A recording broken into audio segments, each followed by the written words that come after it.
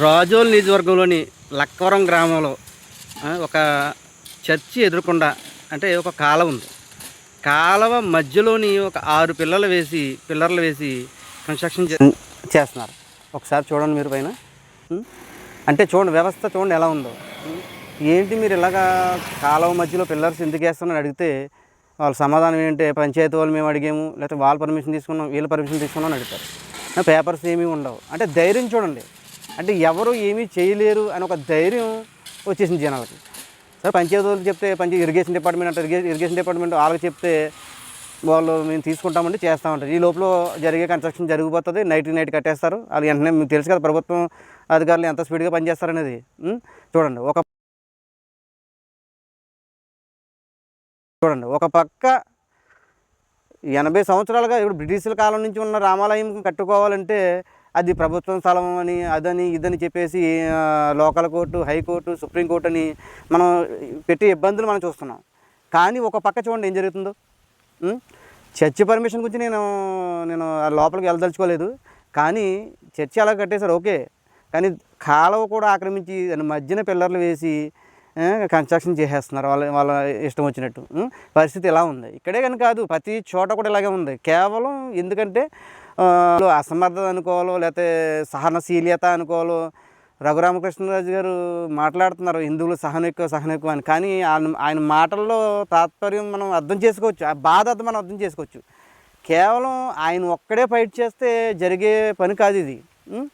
మన రామాలయాన్ని మనం కట్టుకుంటామంటే ఇన్ని ఇబ్బందులు పెడుతున్నారు. అంటే మనస్సాక్షి, మానవత్వం అనేది చచ్చిపోయింది ఆంధ్రప్రదేశ్లో.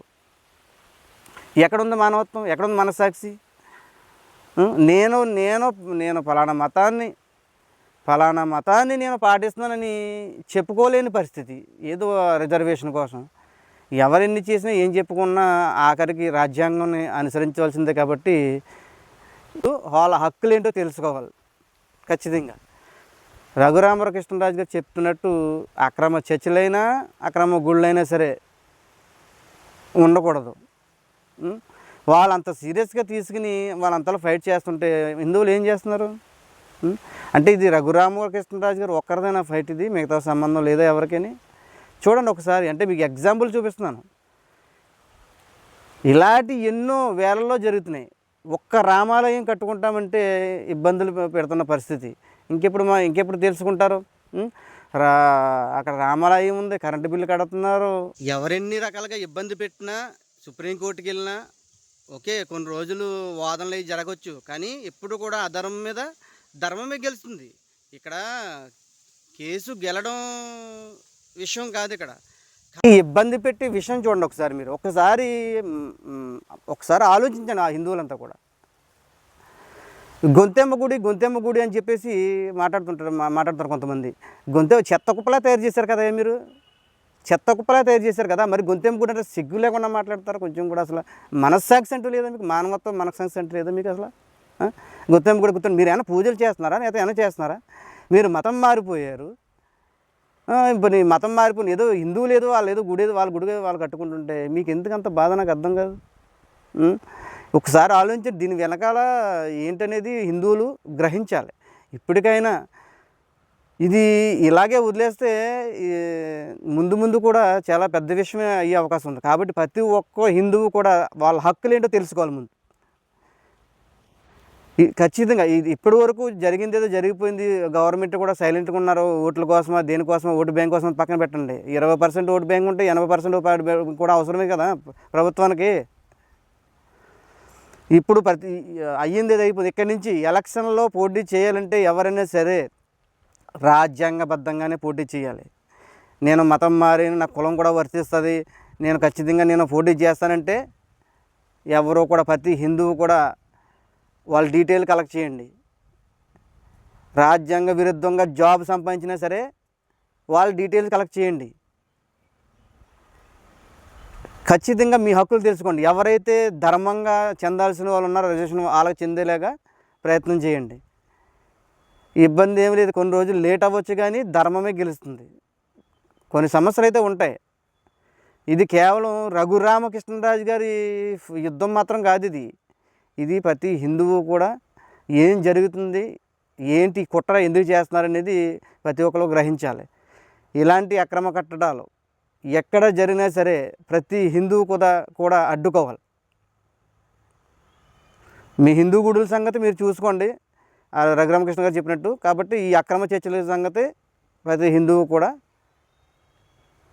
ముందుకెళ్ళాల్సిన పరిస్థితి వచ్చింది. ఇప్పుడు రిజిస్టర్ ఆఫీసులో చెక్ చేస్తే రామాలయమనే ఉంది, ఇన్ని సాక్ష్యాలు ఉన్నాయి, హైకోర్టు కూడా తీర్పు ఇచ్చింది. అయినా సరే సుప్రీంకోర్టుకి వెళ్ళి ఇబ్బంది పడుతున్న పరిస్థితి. సుప్రీంకోర్టుకి వెళ్ళి ఎవరు ఇబ్బంది పెడుతున్నారు? రఘురామకృష్ణరాజు గారిన.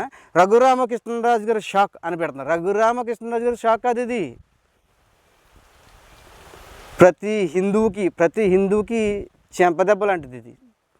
ఇప్పుడు కూడా మనం మేలుకోకపోతే హిందువులు ముందు పరిస్థితి ఏంటంటే చూడండి ఎలా ఉందంటే, జనం పెరిగింది, బలం పెరిగాము, 1 కోటి మంది ఉన్నాం, ఇలాంటి మా ఓట్లు అవసరం లేదని ఇలాంటి విషయాలన్నీ కూడా బయటకు వస్తున్నాయి. మరి మీరు ఎంతవరకు చూస్తున్నారని నాకు తెలియదు, కానీ ఇది ఖచ్చితంగా ప్రతి హిందువు కూడా కన్సిడర్ చేయాలి ఇది. ఎందుకంటే మొదట్లో ఉన్నప్పుడే ఏమైనా చేయగలిగితే చేయొచ్చు, కానీ మానైపోయిన తర్వాత మన చేతిలో ఏమి ఉండదు.